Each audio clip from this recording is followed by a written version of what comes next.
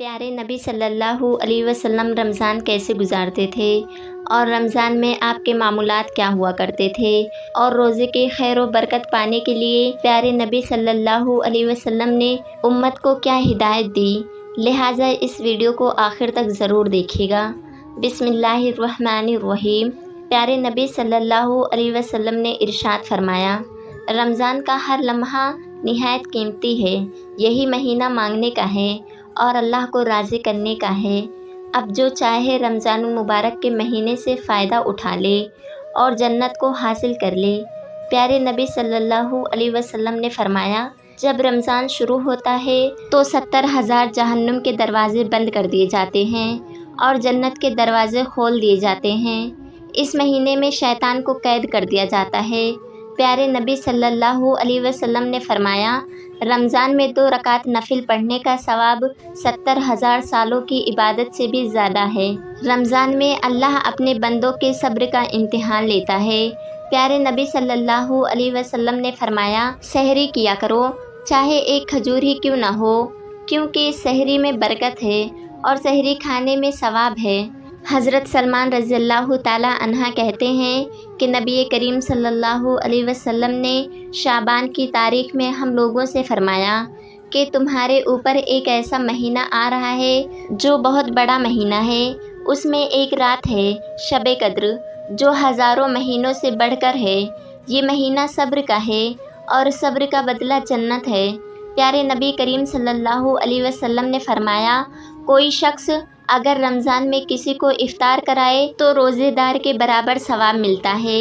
پیارے نبی صلی اللہ علیہ وسلم نے فرمایا، رمضان کا پہلا عشرہ رحمت کا ہے، دوسرا عشرہ مغفرت کا ہے، تیسرا عشرہ جہنم سے آزادی کا ہے۔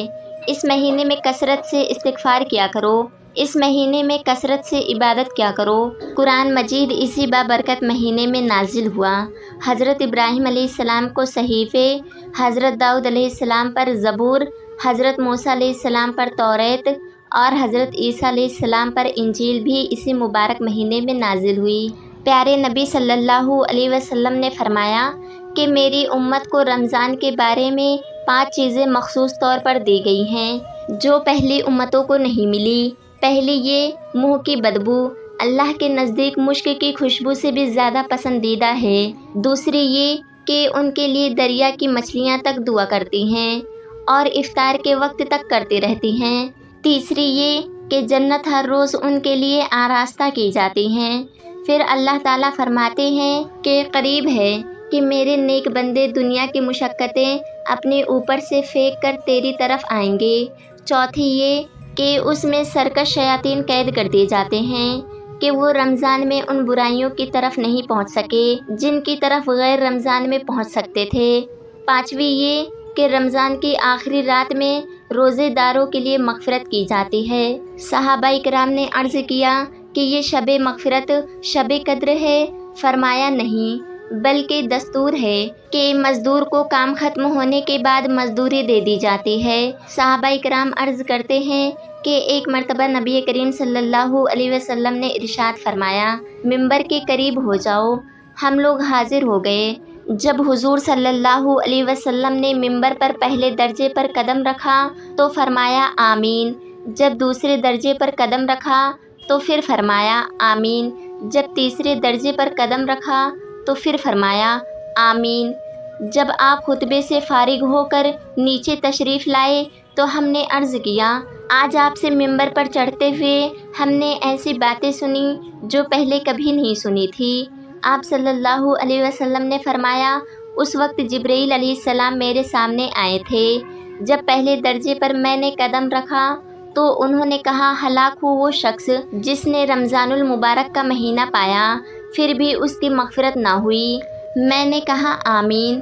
دوسرے درجے پر چڑھا تو انہوں نے کہا، ہلاک ہو وہ شخص جس کے سامنے آپ کا ذکر ہو اور وہ درود نہ بھیجے۔ میں نے کہا آمین۔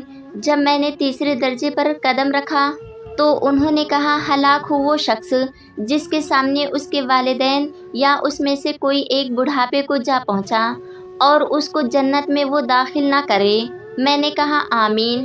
ایک مرتبہ پیارے نبی صلی اللہ علیہ وسلم نے صحابہ کرام سے ارشاد فرمایا کہ رمضان کا مہینہ آ گیا ہے جو بڑی بابرکت مہینہ ہے۔ اللہ تعالیٰ اس مہینے میں تمہاری طرف متوجہ ہوتے ہیں اور اپنی رحمت نازل فرماتے ہیں، خطاؤں کو معاف فرما دیتے ہیں، دعاؤں کو قبول کرتے ہیں، تمہیں دیکھتے ہوئے ملائکوں سے فخر سے فرماتے ہیں بس اللہ کو اپنی نیکی دکھلاؤ۔ بد نصیب ہے وہ شخص جو اس مہینے میں بھی اللہ کی رحمت سے محروم رہ جائے۔ پیارے نبی صلی اللہ علیہ وسلم نے فرمایا 3 آدمی کی دعائیں کبھی رد نہیں ہوتی، ایک روزے دار کی افطار کے وقت، دوسرے عادل بادشاہ کی دعا، تیسرے مظلوم کی، اور ارشاد ہوتا ہے کہ میں تیری مدد ضرور کروں گا۔ پیارے نبی صلی اللہ علیہ وسلم نے فرمایا روزہ ڈھال ہے تب تک جب تک کہ کوئی اسے جھوٹ بول کر اور غیبت کر کے توڑ نہ ڈالے۔